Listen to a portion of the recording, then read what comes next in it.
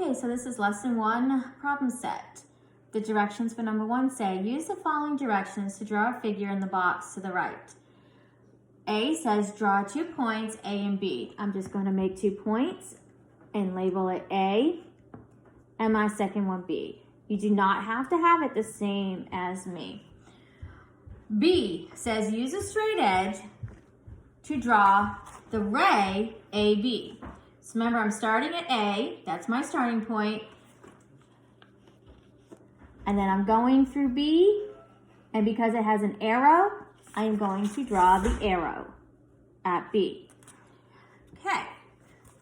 C, draw a new point that is not on ray AB and label it C. So I'm gonna just draw a point here and label it C. D says, draw the line segment AC. So again, I'm going to use my piece of paper. I'm going to connect A and C. It's a line segment, so it has a start point and an end point.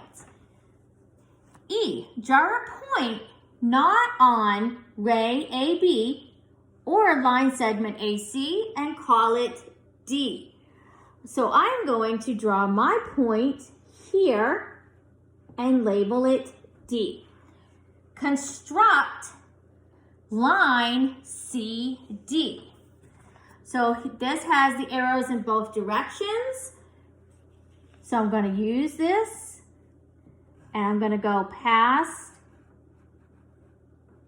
C and D, and I'm going to draw the arrows to represent the line. G says use the points you've already labeled to name one angle. So I can make an angle using C, A, and B. I could also make an angle A, C, and D. So I'm going to make this angle right here, C, A, B. So I'm going to write the angle sign, C, A, and B.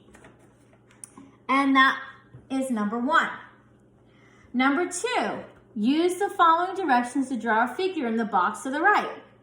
Again, it says draw 2 points, A and B. So I'm going to draw a point and label it A, and a point here and label it B. Okay. Use a straight edge to draw line segment AB. Again, it has a definite start and end point. That's the definition of a line segment. Draw a new point that is not on AB and label it C. So just like before, I'm going to go down here. I'm going to label it C. It says for D, draw ray BC. The arrow is on the C, so I'm going to use my straight edge. And I'm going to go past C and draw the arrow. So there is my ray BC. Draw a new point that is not on AB or BC and label it D.